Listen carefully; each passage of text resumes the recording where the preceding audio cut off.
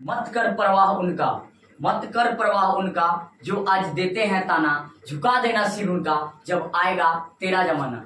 Hello दोस्तों, मैं GK Yadav स्वागत करता हूं अपने यूट्यूब चैनल साइंस के सफर में। इससे पहले हम लोग लाइफ चैप्टर का पार्ट 10 तक वीडियो पार्ट 1 से लेकर पार्ट 10 तक का वीडियो नहीं देखे हैं तो आप इसी वीडियो के प्लेलिस्ट में जाइए और पूरा वीडियो को देख लीजिए, ठीक है। उसके बाद आके इस वीडियो को देखिएगा, आपको ज्यादा समझ में आएगा। तो आइए, आज हम लोग को पार्ट 11 वीडियो देखना है और इसके बारे में हम लोग को समझना है। तो आइए समझते हैं। आज की क्लास में हम लोग को आवर्धन के बारे में पढ़ना है। किसके बारे में? आवर्धन के बारे में कि आवर्धन क्या होता है, आवर्धन क्या होता है, आवर्धन किसे कहते हैं, और दर्पण सूत्र पे बात करेंगे, ठीक है। और दर्पण सूत्र को इस वीडियो में नहीं, हम इसके आने वाले नेक्स्ट वीडियो में हम दर्पण सूत्र को स्पेशल एक वीडियो कर देंगे, ठीक है। और इस पे आधारित ऑब्जेक्टिव, ठीक है। ये वाला में हम लोग दर्पण सूत्र और आवर्धन सूत्र पे आधारित न्यूमेरिकल को करने वाले हैं और आवर्धन क्या होता है इसके बारे में जानने वाले हैं। तो आइए आगे बढ़ते हैं हम लोग। चलिए, हम लोग को पढ़ना है आज आवर्धन। आवर्धन को इंग्लिश में मैग्निफिकेशन कहते हैं। क्या कहते हैं? मैग्निफिकेशन। आवर्धन को इंग्लिश में क्या कहते हैं? मैग्निफिकेशन।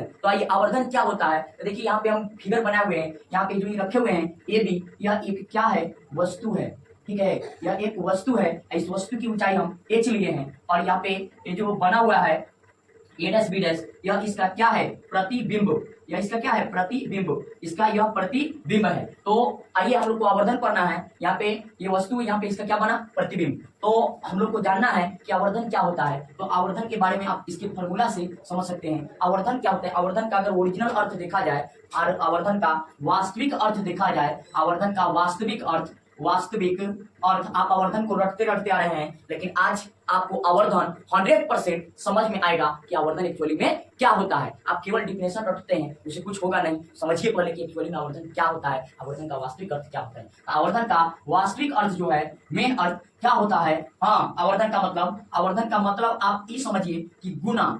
हाँ, गुना होता है। क्या होता है? गुना। गुना मतलब क्या? तो गुना मतलब बढ़ोतरी। जैसे वस्तु कितना बड़ा रखे, उसका प्रतिबिंब कई गुना, कितना गुना बड़ा बना या कितना गुना छोटा बना, इसको बताने के लिए हम लोग जिस राशि का, जिस चीज का प्रयोग करते हैं उसे आवर्धन कहते हैं। क्या कहते हैं? आवर्धन। मतलब हम किसी दर्पण के पास खड़े हैं, गए, कोई दर्पण मेरे पास है, दर्पण के पास गए तो हम जितना बड़ा है, हाँ, हमारे तुलना में उस दर्पण में कितना गुना बड़ा या छोटा प्रतिबिंब बना, इसको बताने के लिए कितना गुना बड़ा बना था, कितना गुना वर्धित बना, इसको बताने के लिए जिसका प्रयोग करते हैं हम लोग, जिसको लेते हैं, उसी को कहते हैं क्या? आवर्धन। अब समझ में आया? हाँ, मतलब आवर्धन का मतलब होता है क्या? कि कितना गुना बड़ा या कितना गुना छोटा प्रतिबिंब बन रहा है, उसी को बताने के लिए हम लोग आवर्धन का यूज करते हैं। तो आवर्धन का मतलब समझ गए कि वस्तु कितना बड़ा है, उसका प्रतिबिंब कितना बड़ा, कई गुना बड़ा या कई गुना छोटा बना, इसी को कहते हैं क्या? आवर्धन। आवर्धन का मतलब समझिए, वास्तविक अर्थ क्या होता है? गुना, ठीक है। गुना या तुलना, मतलब उसका तुलना करते हैं, कितना गुना बना, कितना मतलब कम बना, कितना छोटा बना, इसको आवर्धन कहते हैं। तो ये हुआ आवर्धन का मतलब। अब हम लोग आवर्धन के इंग्लिश में मैग्निफिकेशन कहते हैं और इसको डिनोट किया जाता है क्या चीज से? छोटा एम से। क्या चीज से? छोटा एम से। तो आवर्धन के बारे में, आवर्धन का अगर हम फॉर्मूला लिखे तो आवर्धन का फॉर्मूला क्या होता है? आवर्धन का फॉर्मूला, आवर्धन बराबर फॉर्मूला होता है क्या? ये प्रतिबिंब है तो आवर्धन बराबर फॉर्मूला होता है कि प्रतिबिंब की ऊंचाई, प्रतिबिंब की ऊंचाई को हम क्या चीज लिखें? एच डैश, इस तरह पर लिखते हैं। प्रतिबिंब की ऊंचाई, प्रतिबिंब की ऊंचाई, प्रतिबिंब की ऊंचाई अब बाटा वस्तु की ऊंचाई, वस्तु की ऊंचाई, प्रतिबिंब की ऊंचाई अब बाटा वस्तु के ऊंचाई, ठीक है, के अनुपात को क्या कहते हैं हम लोग? हाँ, प्रतिबिंब की ऊंचाई अब बाटा वस्तु के ऊंचाई के अनुपात को आवर्धन कहते हैं। देखिए इसके यहाँ पे प्रतिबिंब की ऊंचाई अब वस्तु के ऊंचाई, बाटा को अनुपात बोलते हैं। तो प्रतिबिंब की ऊंचाई अब बाटा वस्तु की ऊंचाई या प्रतिबिंब की ऊंचाई एवं वस्तु की ऊंचाई के अनुपात को आवर्धन कहते हैं। नहीं आएगा? बोल रहे हैं ना आएगा? हो, हाँ, सुनिए इसको, देखिए इसका परिभाषा आप खुद से बना सकते हैं। जैसे अपना पढ़े होंगे कि चाल बराबर फॉर्मूला होता है दूरी अब बाटा समय। पढ़े हैं? चाल बराबर दूरी बाटा समय। तो चाल कोई पूछता है तो क्या बोल सकते हैं? क्या बोलते हैं हम? हाँ, दूरी और समय के अनुपात को चाल कहते हैं। बोल सकते हैं ना? दूरी और समय के अनुपात को चाल कहते हैं। सेम बात यहाँ पे क्या बोलेंगे, प्रतिबिंब की ऊंचाई एवं वस्तु के ऊंचाई के अनुपात को, बाटा को अनुपात करते हैं, ठीक है, अनुपात को आवर्धन कहते हैं। बोलिए समझ में आया कि नहीं आया? तो प्रतिबिंब की ऊंचाई एवं वस्तु के ऊंचाई के अनुपात को आवर्धन कहते हैं। इसे एम से सूचित करते हैं। तो एम बराबर आपका एम बराबर क्या हो जाएगा, प्रतिबिंब की ऊंचाई को क्या लिए हैं, प्रतिबिंब की ऊंचाई को एच डैश, फॉर्मूला बनेगा एच डैश बाटा वस्तु की ऊंचाई क्या लिए हैं एच, इसका फॉर्मूला हो गया एच डैश बराबर एम बराबर एच डैश बाटा एच, एम बराबर एच डैश बाटा एच। तो ई है आपका क्या, एम बराबर एच डैश बाटा एच। इस फॉर्मूला में थोड़ा आगे बढ़ाएं, अगर वस्तु के दूरी के रूप में ले तो दर्पण के ध्रुव से लेकर वस्तु तक के दूरी को वस्तु दूरी कहते हैं। तो इसको यू, इसको क्या बोलेंगे भी, तो ऊपर प्रतिबिंब है इसको बोल देंगे क्या, हाँ इसको क्या बोलेंगे, तो इधर माप रहे हैं तो वस्तु दूरी तो हमेशा माइनस में लेते हैं, तो माइनस यू बाटा प्रतिबिंब। देखिए प्रतिबिंब, तो प्रतिबिंब हम लोग ले रहे हैं, तो प्रतिबिंब क्या चीज में लेंगे, प्रतिबिंब इधर बन रहा है उधर भी बनता है, अगर उस केस में ले तो प्रतिबिंब को भी के रूप में, अर्थात आवर्धन का एक और फॉर्मूला बन जाएगा, नया फॉर्मूला बनेगा क्या, आवर्धन बराबर कि माइनस भी बाई यू, उल्टा लिखा गया है माइनस भी बटा यू, माइनस भी बाई यू, ये आवर्धन का दूसरा फॉर्मूला है, इसको भी आप इसी में याद रखना है। तो आपसे कोई पूछे कि आवर्धन बराबर क्या फॉर्मूला होता है, प्रतिबिंब की ऊंचाई एवं वस्तु की ऊंचाई के अनुपात को आवर्धन कहते हैं, ठीक है। पर आपको अगर आवर्धन का डेरिवेशन सीखना है तो आप इस वीडियो को ज्यादा से ज्यादा शेयर कीजिए। इस वीडियो पे जैसे जैसे हाँ अच्छा व्यूज पार करेगा, ठीक है, बढ़िया 100-150 पार करेगा ना, जैसे उसके बाद हम आवर्धन का एक सेपरेट वीडियो डाल देंगे, छोटा सा है, आवर्धन का कैसे हुआ इसको प्रूफ करना है। हालांकि 10th में पूछता है कि नहीं पूछता है कि इसको सीख कीजिए, लेकिन हम आपको सिखा देंगे, ठीक है। दर्पण से पूछा है उसको कराएंगे। तो बोलिए आया कि नहीं समझ में, आवर्धन बराबर प्रतिबिंब की ऊंचाई बटा वस्तु की ऊंचाई के अनुपात को आवर्धन कहते हैं। अब आवर्धन है तो प्रतिबिंब की ऊंचाई है, नीचे वस्तु की ऊंचाई है, तो ऊंचाई है तो ऊंचाई मतलब एक प्रकार का दूरी है, ऊंचाई एक प्रकार का क्या है, दूरी है। तो दूरी है तो दूरी का जब मात्रक आप लीजिएगा तो दूरी का मात्रक, हाँ अब इसका हम मात्रक करें निकालते हैं, आवर्धन का ऐसे मात्रक निकालते हैं, आवर्धन का मात्रक निकालते हैं। तो ऊपर क्या है, ऊपर है प्रतिबिंब की ऊंचाई, तो ऊंचाई बोले तो एक प्रकार का लंबाई, और लंबाई का मात्रक क्या होता है मीटर, बटा नीचे है वस्तु की ऊंचाई, तो एक मीटर, तो मीटर से मीटर कट गया कितना है एक, अर्थात एक संख्या जो है वो मात्रक नहीं होता है, ठीक है। अर्थात हम लोग बोलेंगे कि क्या बोलेंगे कि आवर्धन का कोई मात्रक नहीं होता है, अर्थात आवर्धन जो है वह मात्रक विहीन है। आवर्धन क्या है, मात्रक विहीन है। इसको 2018 में मैट्रिक एग्जाम में पूछा हुआ है कि आवर्धन का मात्रक होता है, तो बोलेंगे आवर्धन मात्रक विहीन है, अर्थात इसका कोई मात्रक नहीं होता है, ठीक है। तो इसको भी हम लोग लिख लेंगे कि आवर्धन जो होता है यह मात्रक विहीन है। तो आप इसका परिभाषा पहले लिख लीजिए, क्या लिखेंगे, प्रतिबिंब की ऊंचाई, प्रतिबिंब की ऊंचाई, प्रतिबिंब की ऊंचाई एवं वस्तु की ऊंचाई, वस्तु की ऊंचाई, प्रतिबिंब की ऊंचाई एवं वस्तु की ऊंचाई के अनुपात को आवर्धन कहते हैं। अनुपात को क्या कहते हैं, आवर्धन कहते हैं, ठीक है। प्रतिबिंब की ऊंचाई एवं वस्तु की ऊंचाई के अनुपात को आवर्धन कहते हैं। इसे छोटा एम से क्या किया जाता है, से सूचित किया जाता है, इसे छोटा एम से सूचित किया जाता है। कोई पूछे तो आप बताइएगा कि आवर्धन को किससे सूचित करते हैं, छोटा एम से। अर्थात में फॉर्मूला को लिख लेना है कि अर्थात आवर्धन बराबर प्रतिबिंब की ऊंचाई बटा वस्तु की ऊंचाई, नीचे लिख लेंगे। इस ऑब्जेक्टिव पूछता है, इस यहाँ से आप याद कर लीजिएगा कि एम बराबर माइनस भी बटा यू होता है, वही फॉर्मूला होता है, वो एच बटा एच होता है, याद हो गया। आवर्धन जो है इसका मात्रक पूछेगा तो बोलेंगे आवर्धन मात्रक विहीन होता है। आवर्धन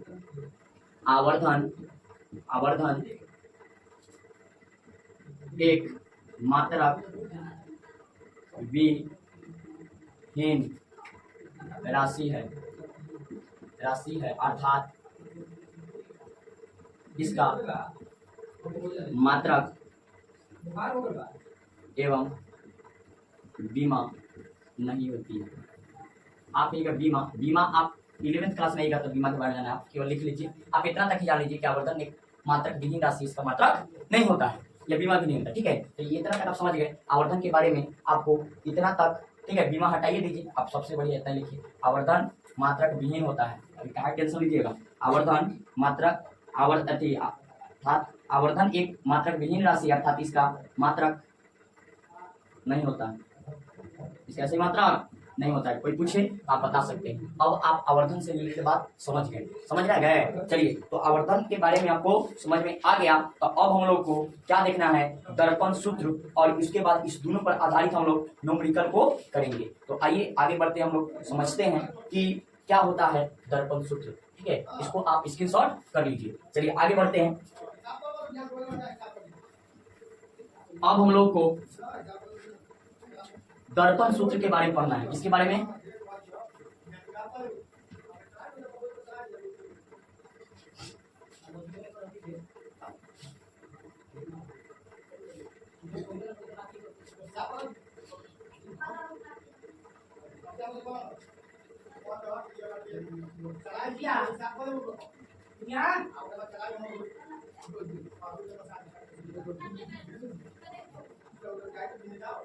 हम लोग को पढ़ना है दर्पण सूत्र।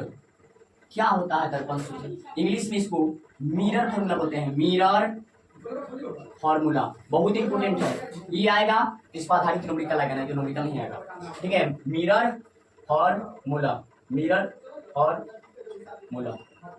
फॉर्मूला क्या है? ठीक है, दर्पण सूत्र क्या है? तो आइए दर्पण सूत्र के बारे में आते हैं कि दर्पण सूत्र क्या है। तो दर्पण सूत्र के बारे में कुछ बोले, आप दर्पण सूत्र का परिभाषा बता सकते हैं कि दर्पण सूत्र क्या होता है। बोलिए दर्पण के फोकस दूरी, बोलिए दर्पण में फोकस दूरी, वस्तु दूरी और प्रतिबिंब दूरी में संबंध बताने वाले सूत्र को क्या कहते हैं? दर्पण सूत्र। और दर्पण सूत्र आपका क्या होता है? 1/v प्लस 1/u बराबर 1/f। यही है। ठीक है, यही आपका दर्पण सूत्र है। यही क्या है? दर्पण सूत्र। आया समझ में? यही आपका क्या है? दर्पण सूत्र। तो कोई पूछे कि दर्पण सूत्र क्या है, तो आप दर्पण सूत्र के बारे में यहाँ से बता सकते हैं कि दर्पण सूत्र क्या है। कितना तक आप बता सकते हैं। इसके बाद इस दर्पण सूत्र में हम लोग, ये दर्पण सूत्र है, इसको याद रखिएगा। जहाँ क्या कौन क्या है, जहाँ भी क्या है? प्रतिबिंब दूरी। भी क्या है बताइए? प्रतिबिंब दूरी। भी क्या है? प्रतिबिंब दूरी। यू क्या है? यू है वस्तु दूरी। यू क्या है? वस्तु दूरी। यू क्या है? वस्तु दूरी। और एफ में क्या है? एफ है फोकस दूरी। एफ क्या है? फोकस दूरी।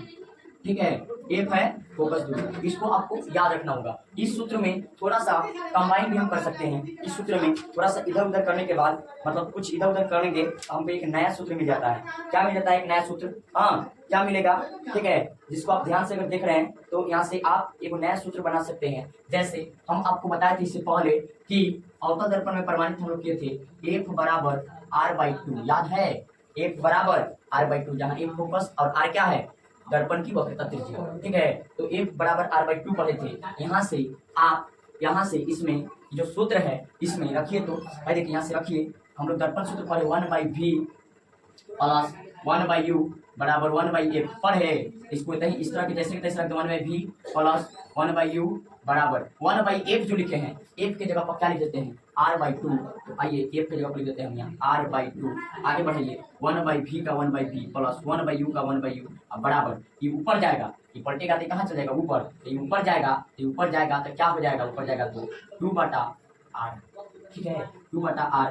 इहो एक सूत्र होता है। ठीक है, ये जब वक्रता त्रिज्या, जब गोलीय दर्पण की वक्रता त्रिज्या और वस्तु दूरी या प्रतिबिंब दूरी मालूम है, आप इस सूत्र का यूज करके आप बना सकते हैं उस न्यूमेरिकल को। ठीक है, ये न्यूमेरिकल बनाने के लिए हम इतना लिखे हैं। इस फार्मूला को आप इतना रखिए, या इसको ये भी बना लीजिए, इसमें बराबर 2/r भी कर सकते हैं। बोलिए आया समझ में? इतना तक आपको समझ में आ गया होगा। ठीक है, ये दोनों फार्मूला को याद रखना है। उसके बाद ई फार्मूला को याद रखना है। अभी एक आवर्धन का सूत्र बताया है, m बराबर -v/u या h'/h। इसको याद रखना, यूज हम करना सिखा देंगे कि कहाँ यूज करना है। ठीक है, तो अभी तक ये तीनों सूत्र बताएं, तीनों सूत्र आपको याद रखना है। यहाँ जब प्लस रहेगा तो दर्पण सूत्र लेंस में आएंगे, केवल यहाँ माइनस कर देंगे तो वो कौन सूत्र हो जाएगा? लेंस सूत्र। तो ये आपका दर्पण के लिए हो गया, गोलीय दर्पण के लिए दर्पण सूत्र का ये हो गया, और ये भी सूत्र है, दोनों याद रखना है। ये भी याद रखिए, काम हो जाएगा। ये भी याद रखिए। मेन ये है, इसको 100% आपको याद रहना चाहिए, ये वाला और ये वाला, जिस पे आधारित आपको न्यूमेरिकल बनाने आएगा। ठीक है, तो आइए अब हम लोग इस पे आधारित न्यूमेरिकल को करते हैं। ठीक है, ये आपको दोनों सूत्र समझ में आ गया होगा। आइए अब हम लोग को इसको स्क्रीनशॉट कर लीजिए या लिख लीजिए अच्छा से। दर्पण अवतल दर्पण, तो हम एक अवतल दर्पण बना लिए। बना लिए। ये मेरा एक कौन दर्पण है, अवतल दर्पण। एक अवतल दर्पण की फोकस दूरी मतलब एक, हम पूरा पता है कि कभी भी बोले वस्तु दूरी तो हम समझेंगे ओ हो यू। अब प्रतिबिंब दूरी कहे तो हम समझेंगे कि ओ हो भी का मान दिया है।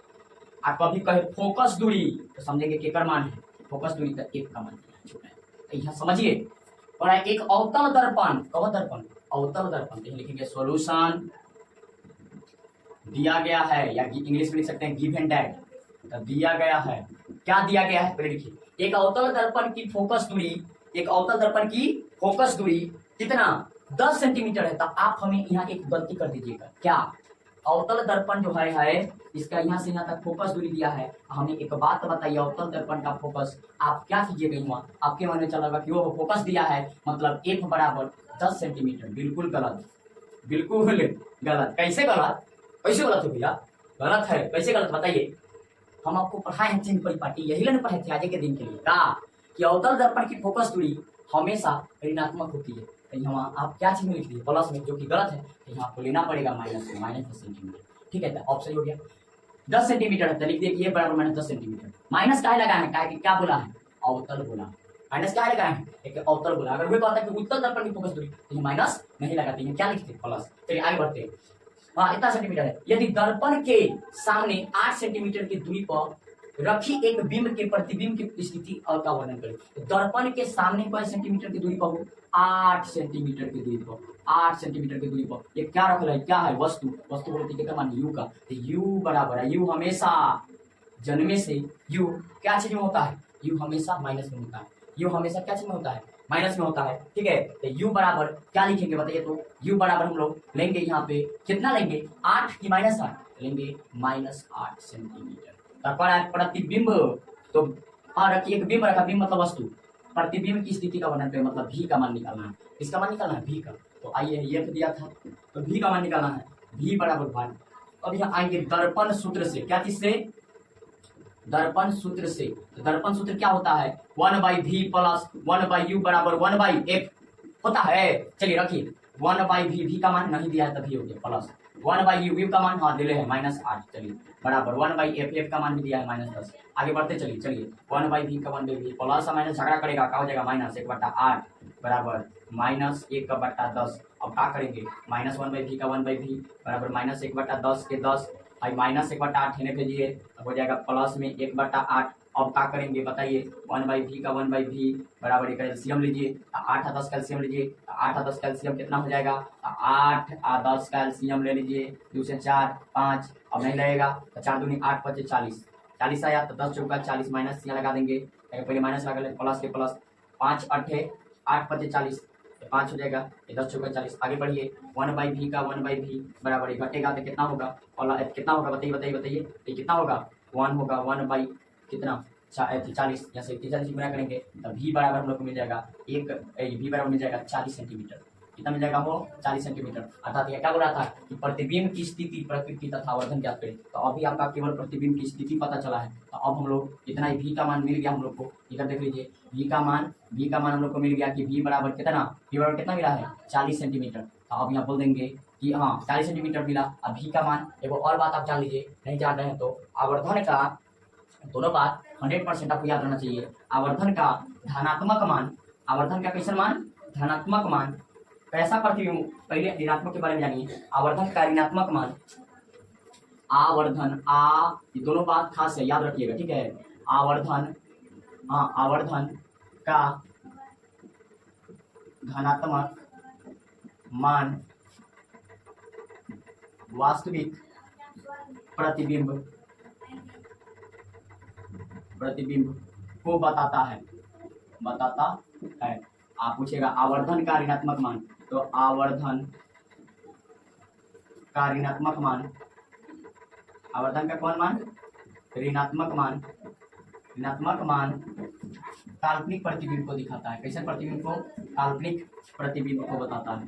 ठीक है, ये दोनों बात याद रखना है, काल्पनिक प्रतिबिंब को बताता है, खास पॉइंट है। पूछेगा आवर्धन का धनात्मक मान कैसा प्रतिबिंब को बताता है, तो बोलेंगे कि वास्तविक प्रतिबिंब को, और ऋणात्मक मान काल्पनिक प्रतिबिंब। ठीक है, अगर आवर्धन बराबर कभी m बराबर माइनस में कुछ चीज आ जाए माइनस वैल्यू तो समझेंगे कि वह वास्तविक है, और m बराबर अगर आ जाए प्लस वैल्यू तो समझेंगे कि वो क्या है, काल्पनिक है। ये बात दोनों हमेशा के लिए याद रखिएगा, ठीक है। यहाँ पे कितना मिला तो आवर्धन का, जब हम लोग को आवर्धन अब निकालेंगे तो यहाँ से हम लोग लिखेंगे पुनः, क्या लिखेंगे, पुनः आवर्धन बराबर, या आवर्धन के सूत्र से क्या होता है आवर्धन का सूत्र, m बराबर माइनस v अब बटा यू, अब भी ना बताया है, माइनस के माइनस यू का मान रखिए, यू का मान कितना निकाले हैं, v का मान, v का मान है 40 अब बटा यू का मान बोलिए, यू का मान कितना है -8, तो माइनस से माइनस कट गया, 8 बचे 40 अर्थात 5 कितना है 5 सेंटीमीटर, मीटर कुछ नहीं होगा, क्या देखिए आप यहाँ रखिए, आवर्धन का मान 40 सेंटीमीटर था,